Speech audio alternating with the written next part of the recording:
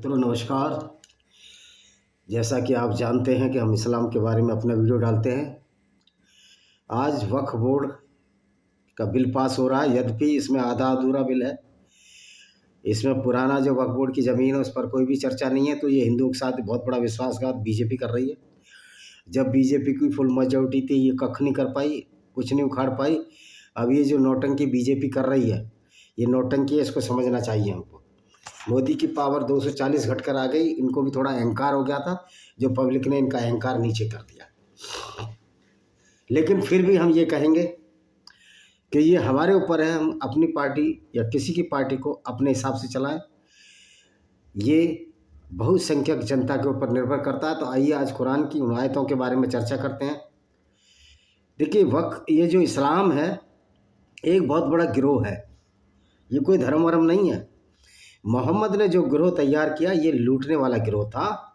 इसलिए इस्लाम में लूटपाट को सही माना गया। इसको माल गनीमत कहते हैं। और इसका 20वां हिस्सा मोहम्मद, जिनको ये लोग न जाने क्या क्या सल्ले वाले वसल्लम और हजरत न जाने किस किस नामों से विभूषित करते हैं, जब यद्यपि इस्लाम के योग्य ये मोहम्मद है ही नहीं। जो लुटेरा हो अगर वो पैगंबर जन बन जाए तो मानसिकता देखिए किस तरह हो जाएगी उनको पैगंबर मानने वालों की। तो ये सोचने और समझने की बात है। तो ये कौम की जो विचारधारा है वो लूट की विचारधारा है, गैर मुस्लिमों की लूट, जिसमें औरतें शामिल, जिसमें ज़मीन शामिल है।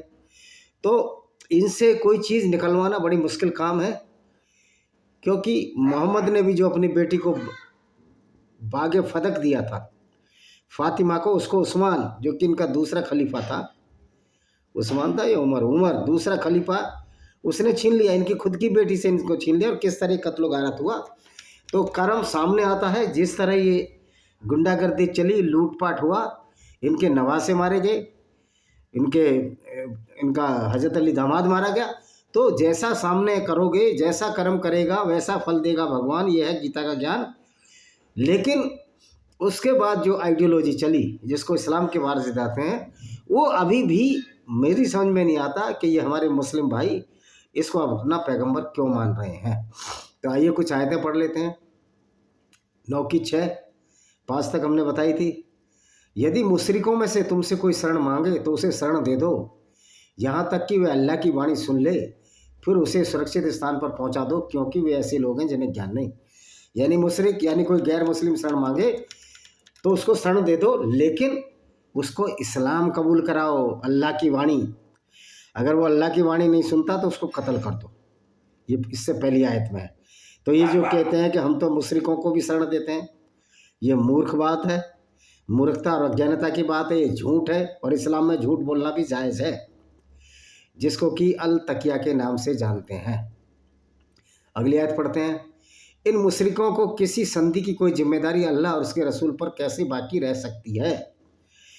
मुशरिकों या गैर मुस्लिम कहते हैं अल्लाह और रसूल पर बाकी नहीं रह सकती, यानी कि बरी हैं भाई। ना तुम्हारे अल्लाह की औकात है, ना तुम्हारे पैगंबर की औकात है जो गैर मुस्लिमों का भला कर सके।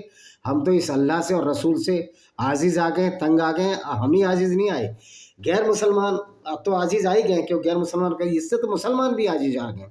इसलिए लोग इस्लाम छोड़ रहे हैं बार बार।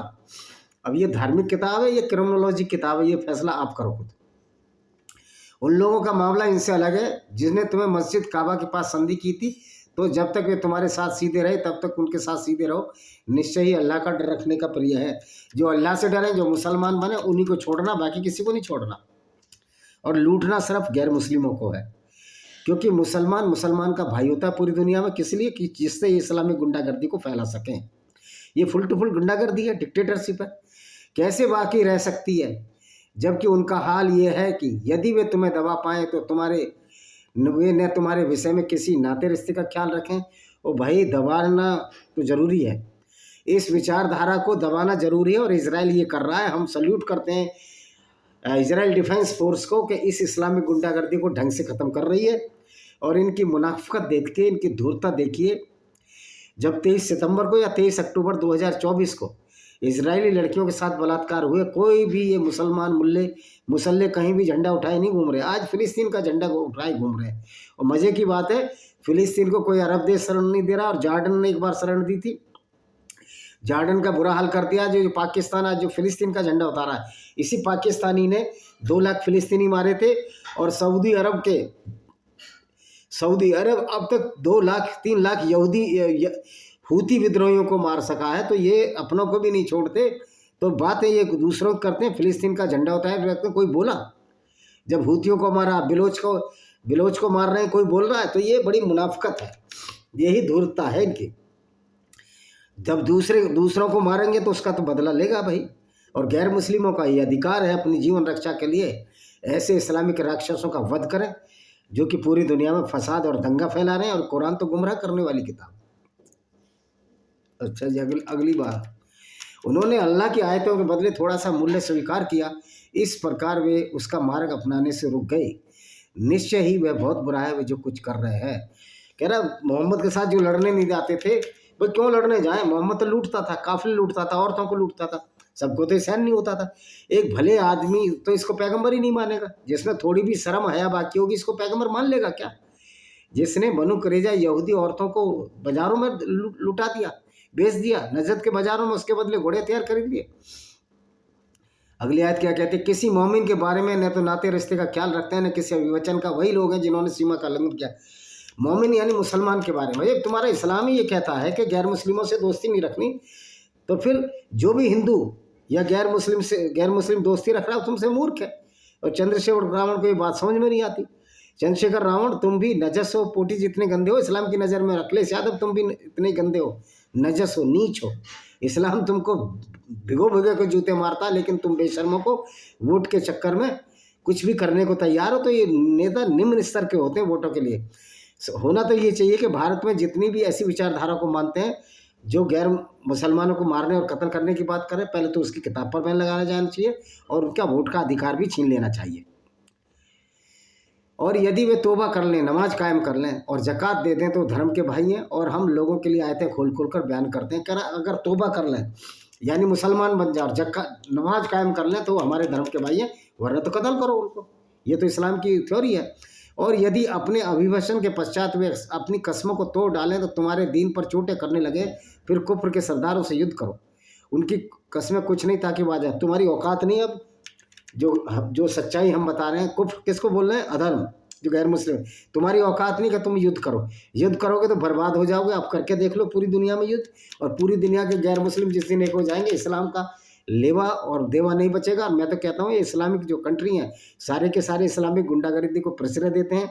यूनाइटेड नेशन ऑर्गेनाइजेशन की इनकी सदस्यता रद्द कर देनी चाहिए, क्योंकि इस तरह की विचारधारा इस दुनिया में अब चल नहीं सकती।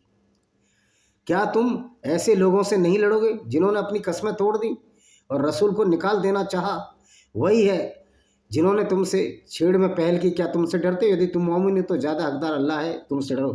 कह रहे रसूल को निकाला, रसूल मक्का से खुद भागा मदीना। जब ये उल जलूल हरकतें करता था, झूठ बोलता था कि मैं मेराज की यात्रा पर गया और उस मस्जिद में नमाज पढ़ ली, जो मस्जिद बनी नहीं थी।